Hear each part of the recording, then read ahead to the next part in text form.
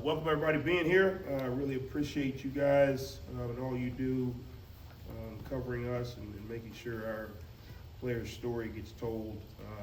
Obviously really excited about this opportunity coming up this weekend.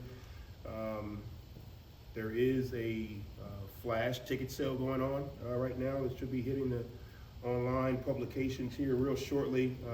Just again, our administration doing everything they can to try to create an environment not only that can balance where we are in college football, but also can include as many fans as possible. There's a balance.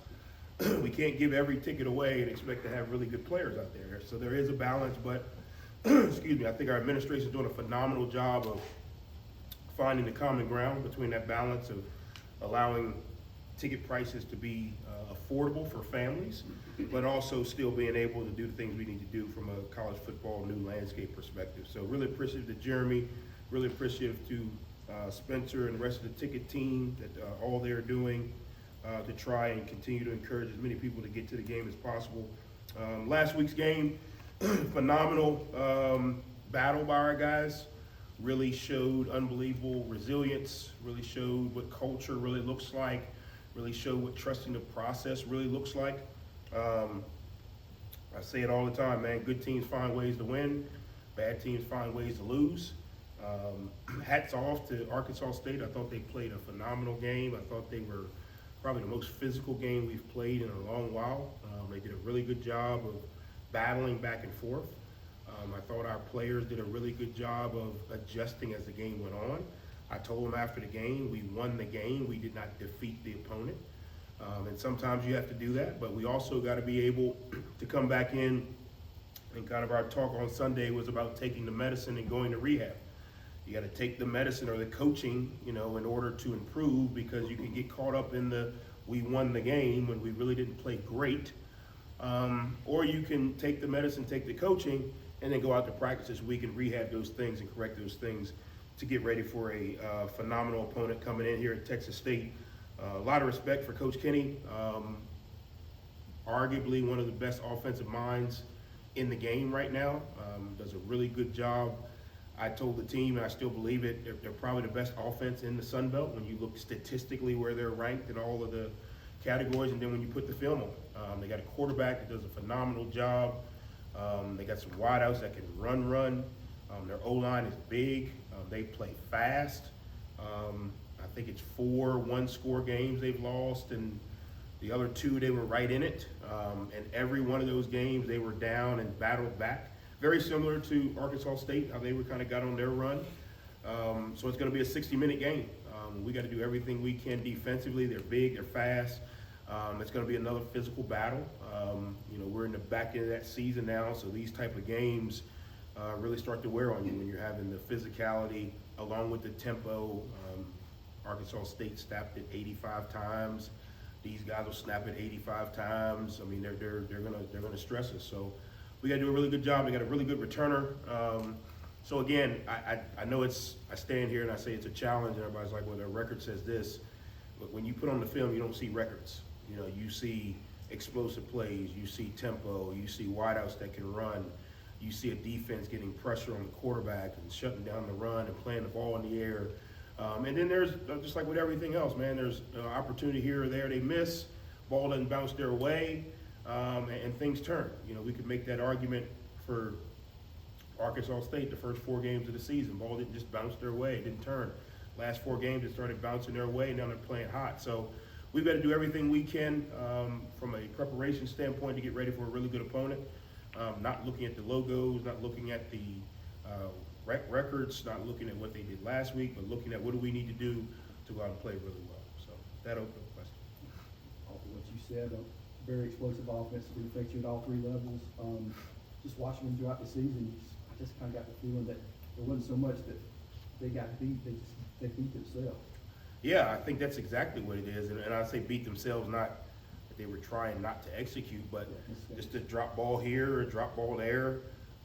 We've been in the same scenario and we've been able to cover it up or make up for it. So again, you don't get to feel like they just got bad players out there and they're running the wrong way and they don't have a good scheme. I mean, they've been in every game they've played. They can score fast. They have a system that they are confident in on both sides of the ball. And then they got players. And you watch the games, man, and the explosive plays, the ability for the quarterback to get the ball out of his hand. He's another quarterback who can run and throw. He's able to operate the offense with tempo, which is a tough thing to do, is be able to get the ball where it needs to be.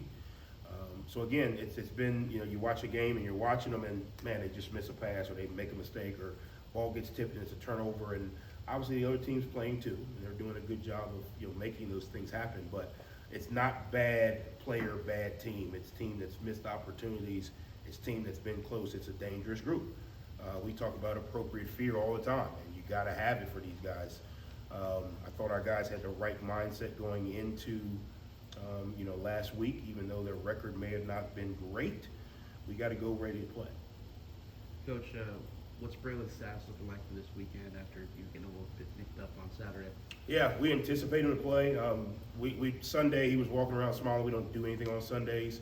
He was at practice, doing what we would normally do on a Monday. It's kind of a walk-through, jog-through day, so it's not really taxing. We'll see today and tomorrow. We anticipate him playing. I've got to be the coach that makes the decision, right? Could he go out there and play at whatever percentage? Is that the best for the team? Is that the best for him? But as of right now, from Coach Huff, I'm not a doctor, but from Coach Huff's opinion, he's been able to do everything we've asked him to do. Obviously today and tomorrow will be more ramped up, so we'll get a little bit more information, if that makes sense. Coach, off of that, during the game, I was wondering, Braylon nicked up, Landry, experienced guy, battle tested, looked hot for a little while. I mean, what's the process going through your mind? I mean, off of what you just said, that kind of process. Yeah, well, Saturday, and this is one of my greatest strengths, I believe, is the relations with players. Understanding them, building relationships, being able to look them in the eye and feel. Like I could stand in front of the team and feel if we were there or not there. When I looked in Braylon's eyes, he said, I can go. And it felt like he could go. And probably one of my greatest weaknesses is that player relation. It's kind of like your kid when they look at you and say, Dad, I really want some ice cream. It's difficult to be like, no. I felt like he could go. On top of that, I didn't want to put Landry in a situation where the game plan wasn't necessarily built for him doing X, Y, and Z. Now he's trying to kind of, not hodgepodge, but he's kind of trying to play in some roles that maybe weren't set up for him. But I honestly felt like Braylon gave us the best chance to win. He honestly felt like he could play, and he could. Could he run 100%? No. But he felt like he could do what he needed to do. And then again, I thought Liddy came in and did a great job. But it's hard when your starting quarterback says, I can go. I mean, that's the, and I didn't expect anything less from him. When he first came out, he was like, I don't know. And I knew he was like, I don't know. And then once they checked it out and they said, hey, no structural damage or whatever, you're fine. He was like, all right, give me a ball. And he started throwing. And he was like, all right, give me a brace. I'm good. He was like, all right, I'm good. He was like, Coach, I'm good. I was like, no, you're not going there. He said, Coach, I'm good. All right, well, put him in, guys. I mean, so maybe it was my fault. But again, I thought he gave us as good of a chance with what he was able to do, what we were asking him to do, as Liddy would have. Now, it gives us an opportunity now to say, okay, well, let's get a dual plan together, or at least both plans, and then we'll be able to make a decision on Saturday. Hey, Liddy's, Liddy at 100% is better than Braylon at whatever percent, or hey, Braylon's 100%, let's go. So, but that was all me. I probably, and I look back on it, and I said, should we have kept Liddy in? I think, again, the kids earn the right to fight for, his team, unless he just physically couldn't. The doctor said, no, there's nothing that he's going to go out there and do to damage it any more or less. He really just fell, knee right on the, like if he just fell on the concrete out here, that's really what it was. So it wasn't like a twist, it was just knee right on the concrete. So it wasn't a structural, it wasn't like, hey, if he goes out and steps wrong, it could. They were like, no, he's, from a training perspective, he's good. Once he heard that, he was like, I'm good. So maybe Coach Huff has a little bit too much player coach in him. But I think when a guy's battled for you to that level, he deserves the right. Now, if he went out there and, turned the ball over 4 or 5 times and just physically couldn't do it, that's a different story. But I thought he gave us a good opportunity. Off of play relationships, I heard you in the post-game radio show talk about with Josh Moden that you sent him a Bible verse earlier in the week, and he had been struggling, just kind of like not having the season you had. I'm curious to what that verse was. That trust in the Lord with all your heart, lean not to your own understanding. All thy ways acknowledge Him. He was probably just being hard on himself. Again, when you come in with these type of preseason hopes, right? You had a really good season last year, and you have this mindset of I'm going to go out and have 300 picks, and I'm going to make every play, and you are evaluated as yourself as I'm not having the season that I anticipate having because I thought I was going to have 12 picks by now or whatever it was. You start to get down on yourself, like, man, I got to play better. And I saw it in his face last week. I was like, you're putting too much stress on yourself. I said, they're not going to throw at you because you had 6 picks last year. I said, that's why Rashard is having such a good year. I said, you're making the plays that are coming your way. And he just, was like, yeah, I know, but I got to do more. I got to do more for the team. This is my last year. The season's coming to the end of the year. And I said, hey, man, look, the good Lord's going to take care of you. And I was driving home, leaving Thursday night, headed to my radio show, and I just thought about the Bible verse, and I sent it to him. Probably Thursday night at, 7:30, 7:45. And he texted me back, I love you, Coach. Now, I didn't know that verse would equal 3 picks, or I may send the whole Bible next time. But I think it's just, as a coach, if you're connected to your team, those are the things and the moments that make the difference. Me calling timeout, or me deciding to go for it on 4th down, those are 5,000-foot level things. But the reason Braylon Braxton trusts me is because he knows I know him. The reason Josh Moten trusts me because he knows I know him. The reason Brodarius Lewis trusts me because he knows I know him, and I've invested in these guys. And I think as college football turns, the coaches that can invest in the players, like they don't want some CEO that just sits at the top and makes whatever millions of dollars and does interviews. They want to know, when my girlfriend's pregnant, can I come in and talk to you about it? When my mom's got cancer, can I come in and talk to you about it? Can you come in the locker room and laugh and joke, but also hold us accountable and be disciplined? Most of them, our coaches are their male role models, even if they have fathers. I think Chris Jones is a great example of it. He's got phenomenal parents, and every time I get to see him, I give him a big hug, and they're enjoying it. But he gets to watch some really strong men, adult men, in his life every day, holding them accountable, having a good time with them. We come in here, we eat with them, we laugh and joke. I text these guys on the side. I jump their tail on the field when they're not running to the ball. I also tell them when they've done a good job. And I think as a person, not just a player, but as a person, that's fulfilling. Doesn't matter what the logo is. I feel like people ask, well, how did you get the #1 corner in the country not to come here and go somewhere else for a bunch of money? Because you can't buy feelings. You can't buy appreciation. You can't buy support. You can't buy feeling appreciated. So long answer, but that's what it was. Coach, I've been able to create throughout the season, and even more so down the stretch, so much pressure just with your front four. Kind of speak to what that gives you the ability to do on the backside when you don't have to blitz all the time to create. Yeah, that's what's helped us a lot. And we kind of started that mindset last year when we had Mike Green. We were able to hunt a little bit more with 4 guys, 3 guys sometimes because of him. So when we got here, we don't have a Mike Green, but we got some guys that can hunt. So what we've started to do is kind of mix and match, different types of pass rushers, different types of games, which is allowing us to keep more eyes on the back end, which is, I think, is helping us get our hands on a lot more balls. It's developing a lot more confidence, in our back end because it's not, I don't have to cover forever.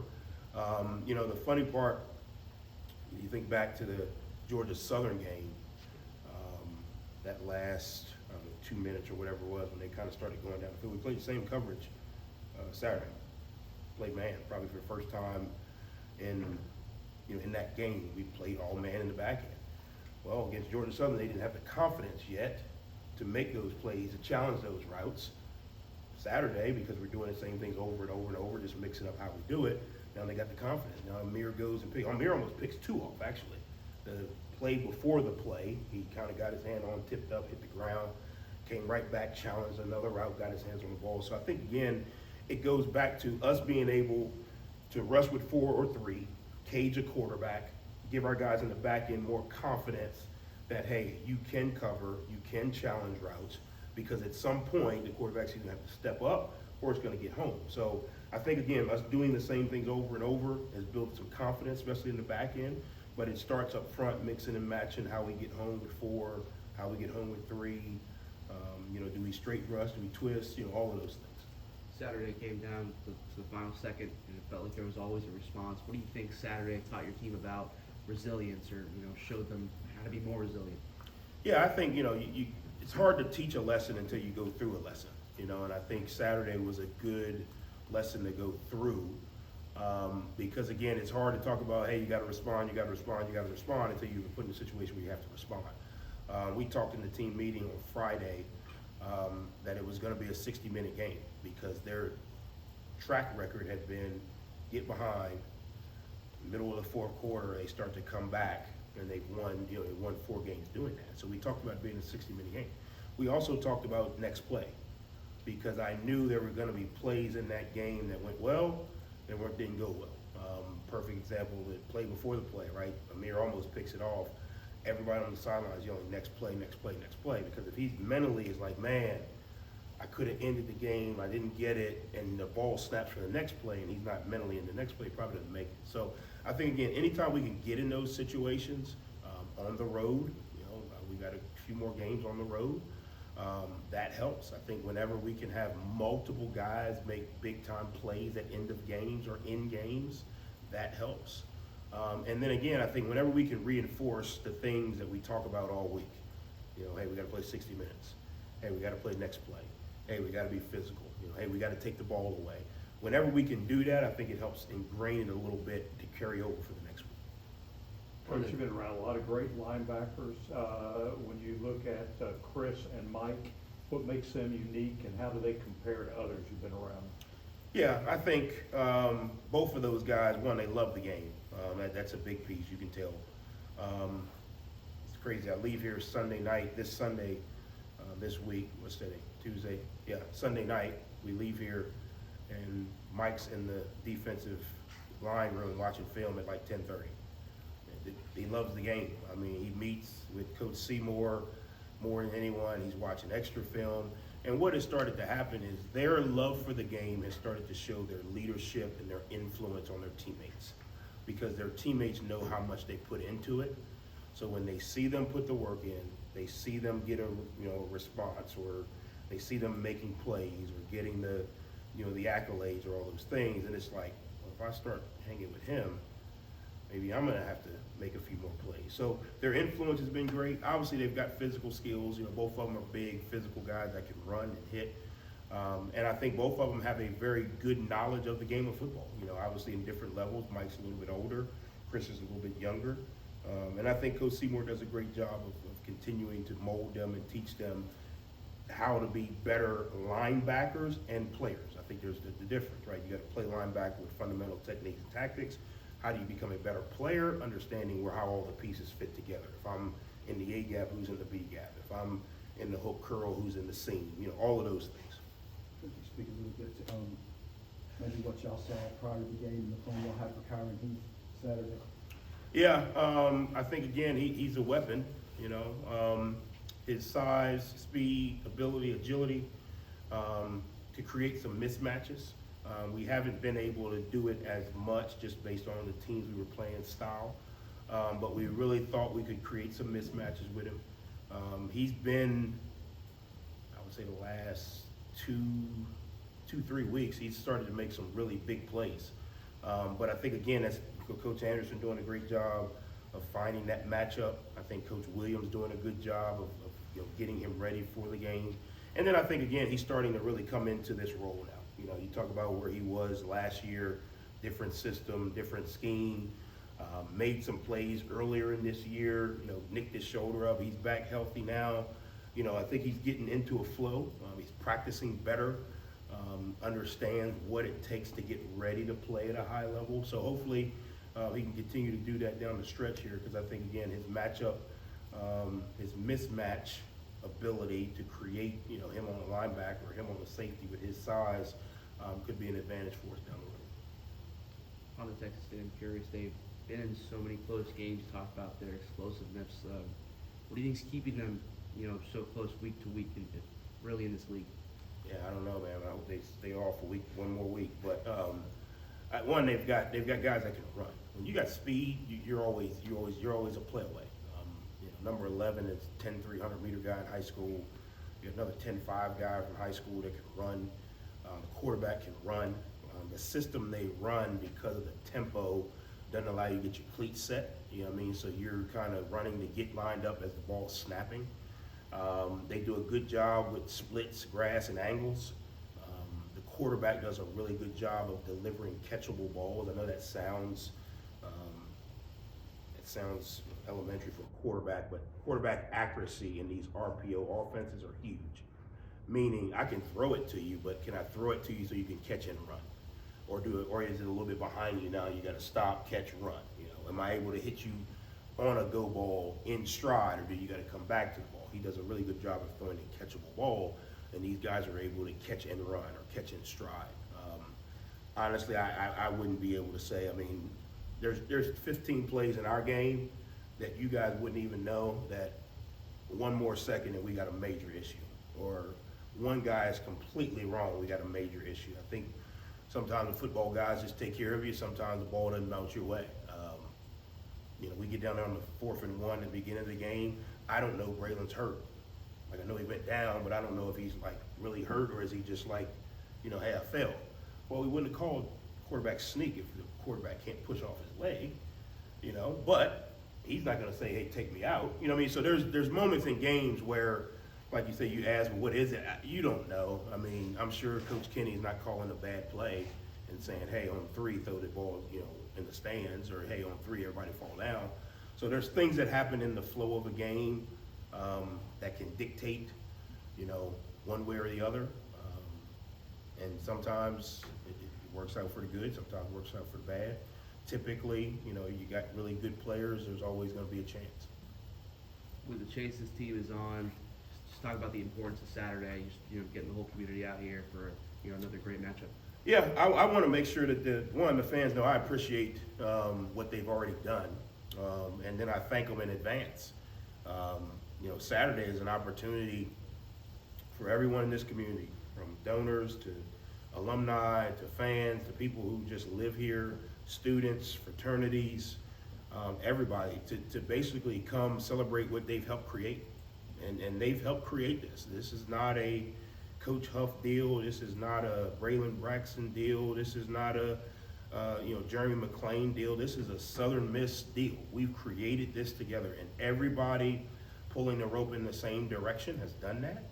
And I think Saturday is going to be a beautiful day weather-wise. I think it's just a great opportunity for our community to come out and celebrate, the University of Southern Miss. And I think that's what it's more about. Yeah, we happen to have a football game, but there's a lot of people in this community that have, really struggled the last couple of years, just pulling for a team that, for whatever reason, didn't get there. But now you got a team, you got an administration, you got players who care. You got meaningful games in November. You got good weather in November. I think it's an opportunity to come celebrate what they've created. Obviously, I get it. There's 1,000 things going on.